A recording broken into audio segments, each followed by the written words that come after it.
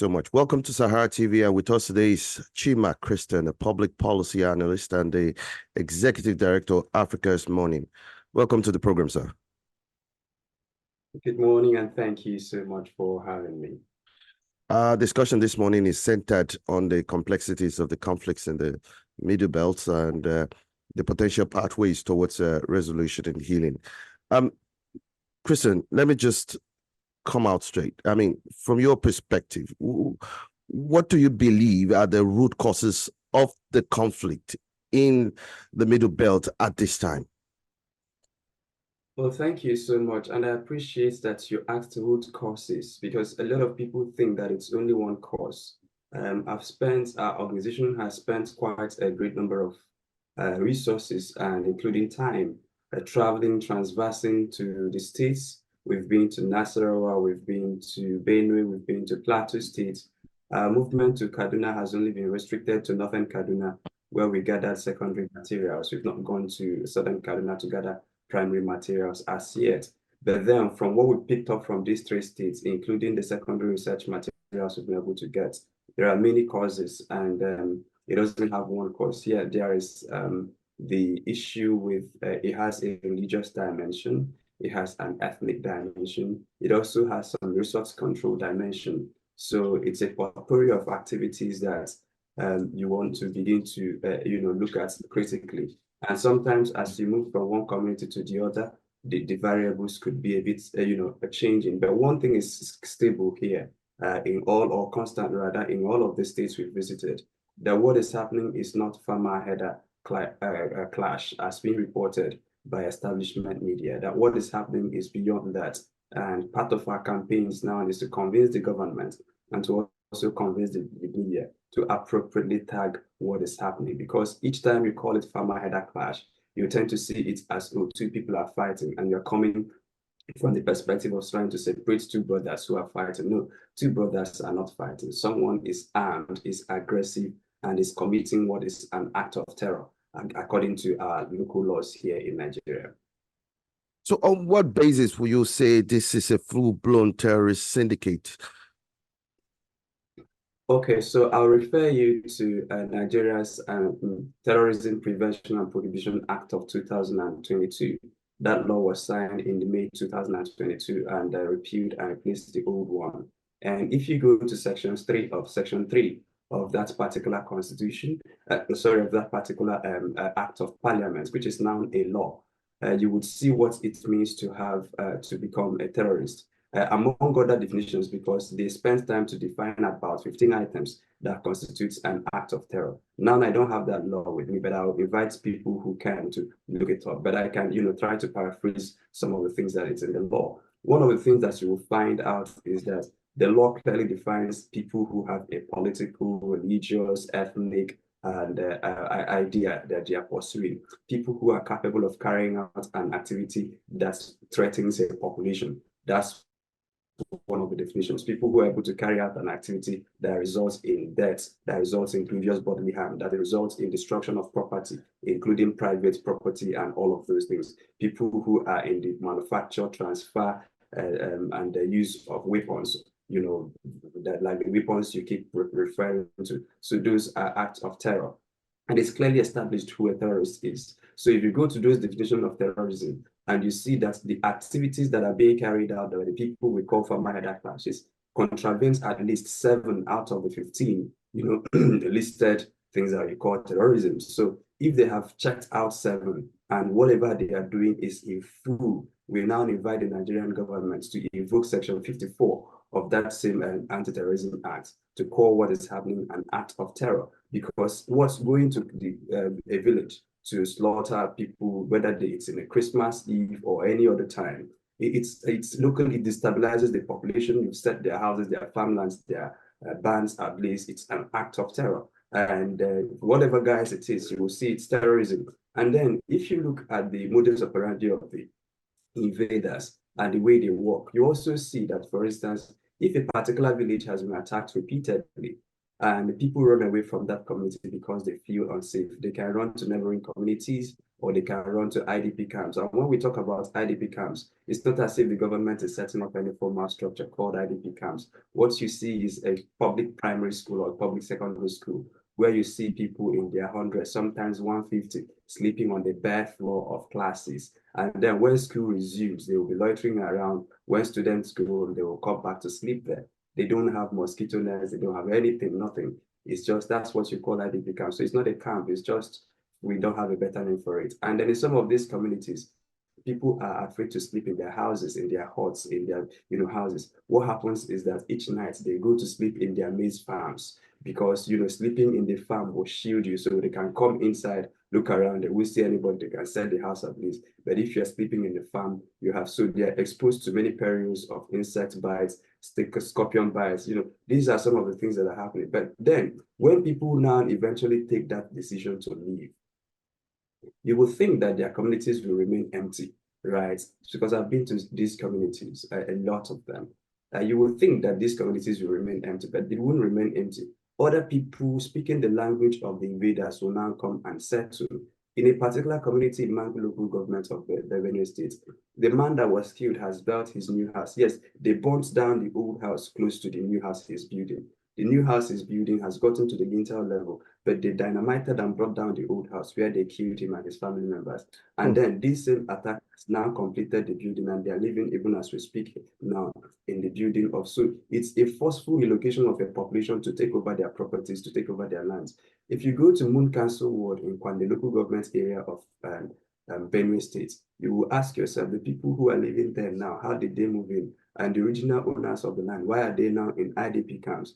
And other people are taking over their farmlands and their lands. And in some of the cases, let me say this lastly before I yield the mic back to you. One of the villages I went to, I asked the man, you know that they will keep coming back. Why don't you go to the IDP camp? The man says, I can't survive in the IDP camp. Life in the IDP camp is death for me. Here, I don't know whether they are coming or not, but it's also death. Because let me paint a picture for you. During the last time one of the prominent politicians of this country visited IDP camps in Plateau State, Mangu local government alone has 4 IDP camps and 12 distribution centers. And that particular IDP camp that I visited with our team, we saw that they have 4,000 households, not 4,000 individuals, 4,000 households. And they got from the largesse or from the gifts of this politician, 72 bags of rice. And 72 bags of rice for 4,000 households. So each household was entitled to 1 cup of rice. I believe that your listeners will know what 1 cup of rice is, right? And so the day they were sharing this 1 cup of rice, they had to bring in soldiers, they have to bring in military men to manage the sharing of 1 cup of rice to each household of, say, 2 or 3 or more than that. And these are people who were not necessarily rich, but because they have resource, rich fertile land, they are rich in food. Anybody who knows the Middle Belt knows that it's rich in food. So even if they don't have your US dollars, your Naira, but they have food to spare to eat all season, but then you have now driven them out of that farmland, which is their main source of subsistence living. And they are now in IDP camps in neighboring villages. You have taken over their farmlands, you've taken over the tin mines, you've taken over the resources, and they are now languishing there. So the man says to me, look, I can't afford to see my children starving. Let me come back home and see what I can harvest and give my kids. And when they come, they come. So they are just sitting down and waiting to be killed, either to be killed by hunger in IDP camp or to be killed by terrorists in your own village. And if you go to these IDP camps, you begin to hear stories of, say, human trafficking, organ harvesting, because some people will come there near them, oh, there's a place in Lagos, or there's a place in, so it's a lot of humanitarian disaster that you see going on. And the humanitarian disaster is occasioned by an act of terror. So when you tell people to live peaceably with their neighbors, I see people who are willing to live peaceably with their neighbors. They don't even mind. They live a sort of a laissez-faire life. But then you drive them out of that community. So it's an act of terror, and the media and the federal government must have the boldness to declare it as such. Now, let me put you on the spot here. Can you provide us with an insight into the effectiveness of the clearance operations of the Nigerian armed forces and the police as well in addressing the security challenges, and why arrests are rare in such attacks? Okay, so if you had listened to the Chief of Defense Staff, CG Musa, Major General CG Musa, his interview, I think, during the very last week of December. I think it was shortly after the attack. He was saying that a lot of these things has to do with political issues. He kept on talking about political. As a military man, as a soldier, you don't expect him to be that explicit. Yeah. But the soldier, before you have a military approach to any issue, it has to be political approach. The soldier only receives instructions from the political actors. So if the federal government, for instance, doesn't see this as an act of terror, the military has no option than to see it the way the federal government sees it. You see the problem now. So if you're telling them, oh, try to separate the two from fighting, that's what they will be doing. They know where the aggressors are, but they don't have the political tools. They don't have the legal tools to go after them. So for instance, the military knows where their camp is. There can't be any area bombardment of those camps. Where the government has not issued orders, they can't go in and arrest. And the last community that was attacked in Bokos, according to the witness of one of the survivors, there is a stationed, military checkpoints close to them, and they have one gunboat and about 6 or 7 military resources there. But then when they ran to them, they said they don't have enough ammunition to engage. And if you know the way the military works, even if they are in their, what do you call it, checkpoint, they can't leave that checkpoint to respond to a distress call 5 minutes away until they call a commanding officer who will issue a clearance. So if you're in your spot and you keep hearing gunshots 10 minutes away, 5 minutes away, first, you need to be sure that you have the clearance to go. If not, you have disobeyed a direct command and you could be court-martialed for it. So even the soldiers who are in the front lines who are willing to help cannot help until they receive the clearance to help. Then number two, if you're going in, you need to be sure that there will be backup supplies of ammunition, that there will be backup supplies of someone from a superior division is coming to back you up while you are engaging. Because the people we were talking about, sometimes when they attack a community, they're between 250 to 300 in number, riding in motorbikes, and they carry all manner of sophisticated weapons. So this, and then in your usual military checkpoint, you count how many people are in the checkpoint, 6 or 7 or 8 people there. How many guns do they have? How many magazines do they have? And even when they have one gunboat. So you need to be sure that if you're engaging this kind of people, you can at least start by wading them off. But you want to be sure that there is a cavalry that is coming to, have your back. If not, you'll be pinned and killed. And so those are some of the issues that if the Nigerian state does not designate this as an act of terror, so that the soldiers can go in and engage with the terrorists, if the political actors keep playing hide and seek on these issues, then the military resources cannot do much other than to obey commands that's given them by the soldiers, by the political actors. But here is the problem now, and we keep warning Nigeria, because you see, I'm on your platform and I'm trying to be as circumspect as I could be.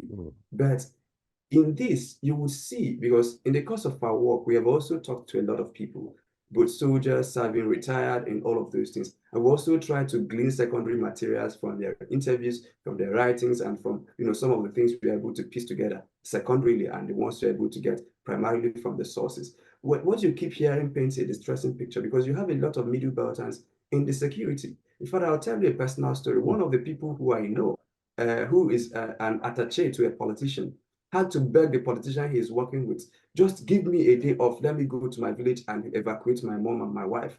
They are trapped. Thankfully, nothing happened to them, but they are trapped in the community. Let me go and evacuate them and move them to my auntie's house in town. So this is a soldier. This is someone who has, no, not a soldier, a policeman who is attached to a politician. And this is happening in his village, and he is watching. And they have emotions. They are suppressing it. And one day you could begin to see things like mutiny within the military, that the military, once they feel that the political leadership is compromised and they're not able to do these things, you can see between bands of military deserting the military and forming their own counter-something group. And that's how you begin to see things around terrorism. And as at today, for instance, they have beginning to see the authorities as sometimes part of the problems. For instance, what happened in Bokos? People were attacked in their homes and communities. All of those things happened. There were no significant arrests of the perpetrators. But when the youths tried to mobilize to do reprisal attacks, the military swoops in on them, arrests them, detains them, torture them. Like you saw that there was a protest in Bokos local government area where men set a house on fire. And that was because they suspected that the local chief assisted the military in picking up their boys. And the women says, no, you are here, they came to kill us, you're not doing anything. And our boys are trying to, do something in anger. Not that I support it, but where the government has resisted, repeatedly rather, shown itself to be ineffective, you want to see that the people are raring to express their anger. and then the military swoops in. So at some point, what you have in the southeast may begin to happen in the middle belt, where people will have to look over their shoulders before they accept deployment to the middle belt, because middle belt will be so hostile to anything that represents the authority of the Nigerian state.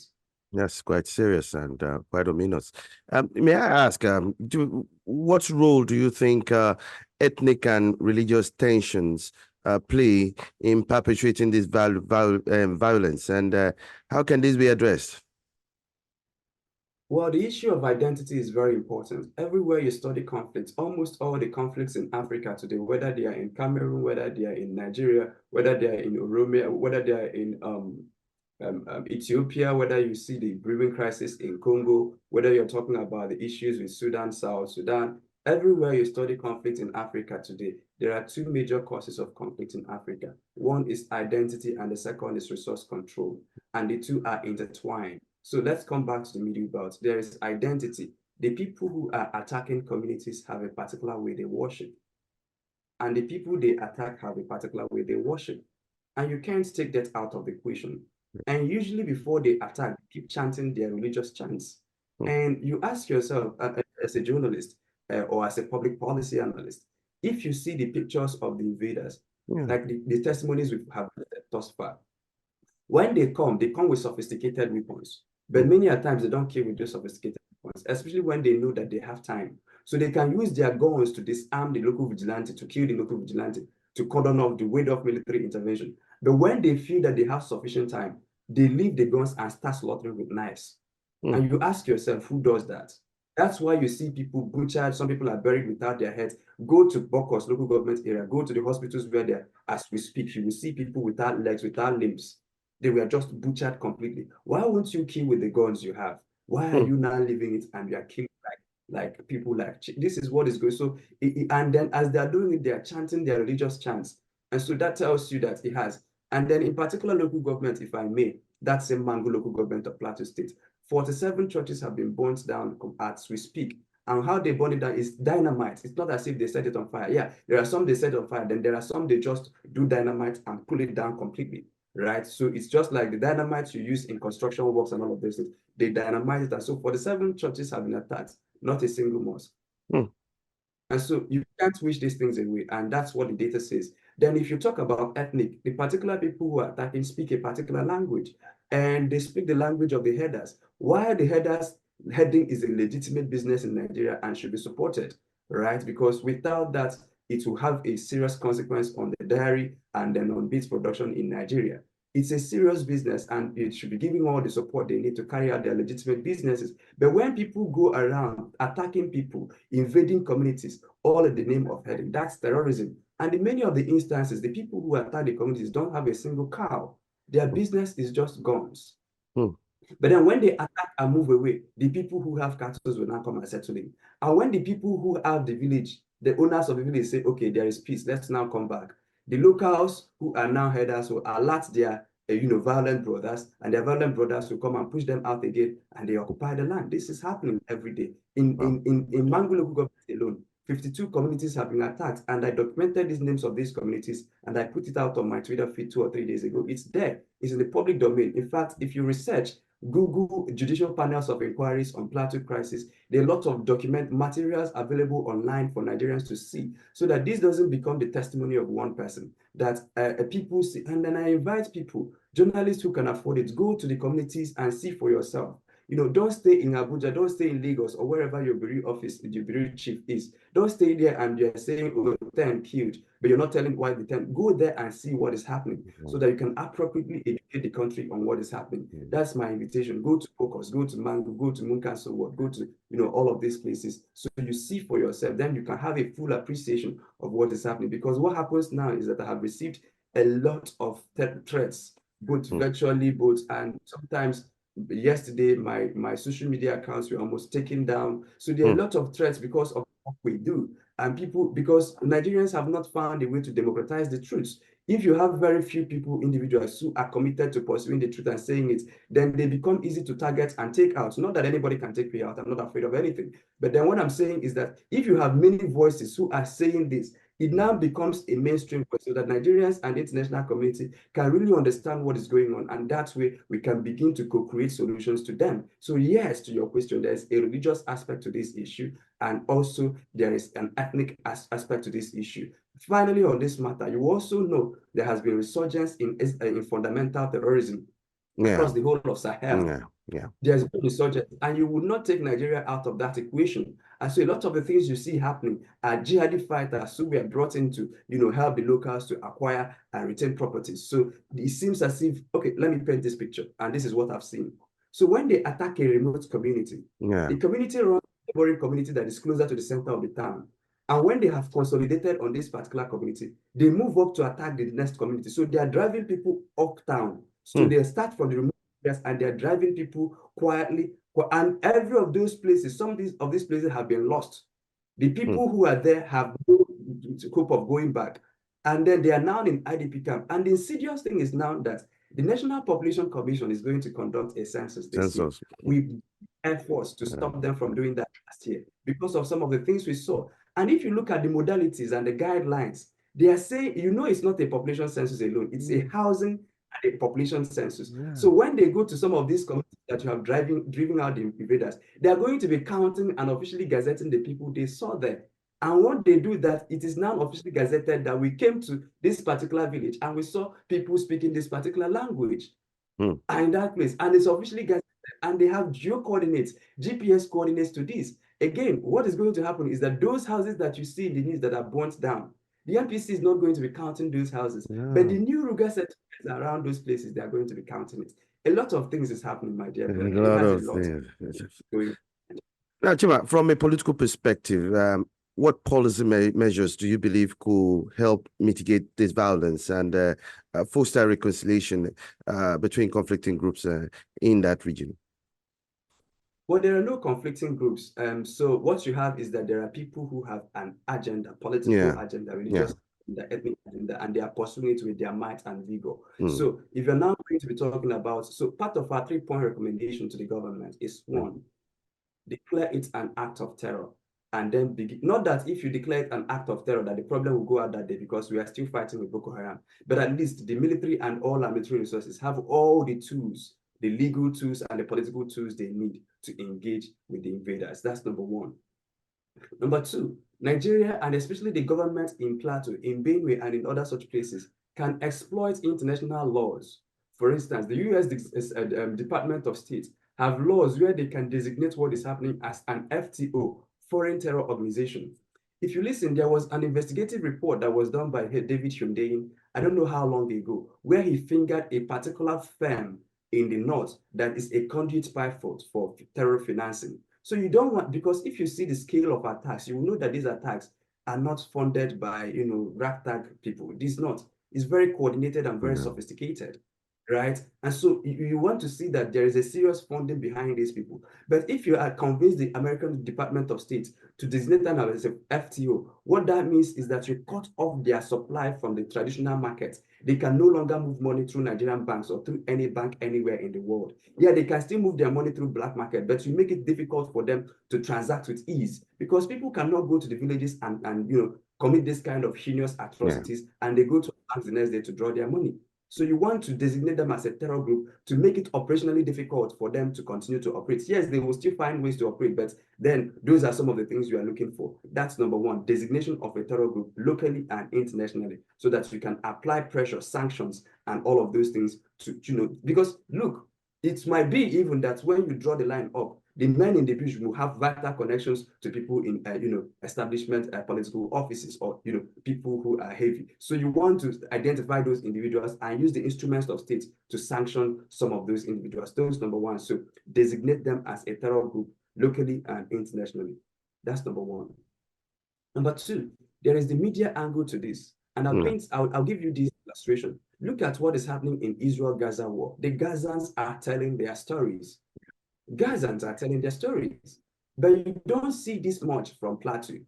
I mean, a lot of people were killed in Christmas Eve. Even the video that was circulated on social media was later discovered to be from another place. So they don't have a crime reporting mechanism where they can tell their stories. In my local parlance, they said that the mother hen is crying, not so that the eagle will drop its bird, its chicken that he has carried, but so that the world will know that the eagle has stolen its chick. Yeah. So sometimes when things happen like this, you have to leverage all the things you have to shout on top of your voices to document what is happening, to tell the world, look at what is happening, because what is happening is monumental. And then the media reportage is very skeletal when it's reported, right? So you want to tell your story. So we're inviting the government to train the first responders. And again, in the course of our research work, we gotten to know that there was someone who had researched this issue and has argued it up to the ICC at Hague. And when he went at Hague to argue this issue, the pictures and the videos he brought to the Hague, these other guys had elocutors, brilliant elocutors, who also came to the Hague without his knowing to ambush him, to say, oh, the pictures he brought were from the killings in Rwanda. These are videos and pictures. And the ICC prosecutors don't have any evidence. So you must begin to train the locals on how to harvest evidence, the kind of pictures that are accepted by the court, the kind of pictures that are accepted by the local court. So the evidence threshold must be met and preserved before you convince any court to stand with you. So and it is the government or the NGOs who should train the locals on how to take pictures that have GPS coordinates and GPS timestamps and all of those things, how to harvest videos that you cannot discountenance, all of those things. So in evidence gathering and in media reportage, there are a whole lot of issues to be done. And then the third angle I see here is that the government and actors there must find a way. I think that a lot of the Plateau State actors are laid back. They want people to come to them, but people can't if they don't know your story. So one of the things we are recommending is that the government should have an arm that is interested in liaising with NGOs, especially NGOs that are working on similar issues, whether they be NGOs that are fighting for religious freedom, whether they are NGOs that are fighting for human rights, whether the NGOs are fighting for humanitarian issues. You have to document your story and take to them and liaise with them. So it is not enough for the government to have a Ministry of Information and the only duty is to say, oh, Governor, this, get well to see this. No, you have a government Ministry of Information that is interested in telling the stories of victims. You have a Ministry of Diaspora Affairs or whatever, but you have a strong liaison from people who are indigenous or who you can appoint as indigenous, who can do vital connection, who can bring in. There are a lot of resources trapped in many NGOs. People who need to know that these resources are there, what you need to do to get them, what kind of proposals you need to write, what kind of evidences you need to supply to do this. And finally, on this issue, when I was working on refuse dump in Anambra, so I found out that data is even why many of the cities are littered. There are a lot of funds in this, especially in this era of global warming, climate change. There are a lot of funds that are available by international NGOs for taking care of things like trashes, helping state governments to manage their trashes. But as simple as what is the volume of solid waste that is being produced in these states per day, the state government does not know. And if you don't have that data, you cannot access that funding. So there are some funding that are available to people in these areas, but you need to have data. There are some thresholds you need to meet before they're able to give you this. And in many of the instances, the governments and the locals, I'm not blaming the locals because they don't know better, but then the governments can help them to meet some of these funding requirements so that the vital help that people need comes to them. So that will be my three-pronged approach to these issues. Thanks you for that perspective. Finally, our time is almost up. In the aftermath of the recent attacks, I know you've delved into this earlier on. What steps do you think should be taken to provide humanitarian aid support to the affected communities? Well, so there are two issues now at play if you go into this whole conflict that we're discussing. There is the humanitarian intervention, and then there is the trying to cut off the head of the snake. So there are people suing to cut off the head of the snake, but the people who the snake has beaten, they still have the venom lodged inside them. So you want to provide them humanitarian succor. So, I mean, the Ministry of Humanitarian Affairs, I'm happy and gratified that Beth Edu went there before the end of the year to see for herself what is happening. Now, whether those visits are for the camera, whether they will be followed up by concrete public policy actions is what is yet to be seen. So what I also want to invite is for Nigerians to pressure the federal government, because if you had seen 1 million man marches against some of these issues, the federal government would have sat up or the state government would have sat up to respond better to these issues. So I want Nigerians, don't say, oh, no, I'm not from the middle belt. Oh, no, I'm not. It doesn't concern me. Don't stop there. Try to find ways to invite the government, to pressure the government to take, because I personally see governance as give and take, demand and supply. If you don't demand for credible governance, it will not be supplied. If you don't demand for, so usually Nigerians want to sit back and governance serve to them a la carte. It doesn't work that way. Anywhere you see democracy functioning, it's functioning because people are demanding. So when you have demanded for 10 things, they can give you 3 and you're still demanding. But when you don't demand for anything at all, then they can only give you pittance and handouts as to their level of benevolence. So it becomes almost like not a democracy again, but a benevolent dictatorship, which is what I see happening in Nigeria without active citizen participation. So I invite Nigerians to draw attention to these issues and to force the hands of our government, whether they be Ministry of Humanitarian Affairs, to intervene. But even much more than that, there's a lot of, if you read Section 54 of the Nigerian Terrorism Prevention Act, you see that a lot of the issues that is happening, people are calling the soldiers, people are calling humanitarian affairs. The most important office to solve this issue is the office of the Attorney General of the Federation. I'm telling you. It is the Attorney General of the Federation that will take all the steps that we have lined out to designate them a terror group. Once they have been designated a terror group, you can now leave it to the NSA and to the soldiers to continue dealing with that. So yes, people, and the Attorney General has never been mentioned in any of the conversations. And so people must trouble him to invoke Section 54 of our laws to designate these people a terror group, and then to begin to give the federal government the tools they need, or the soldiers the tools they need to fight. So yes, those will be my concluding remarks on the program, sir. Ms. Chima, the public policy analyst and the executive director of Africa Morning, thank you so much for your insightful perspective on these matters. Thank you so much for having me, and I look forward to more of these engagements, even as we continue with other public policy issues we've been working on.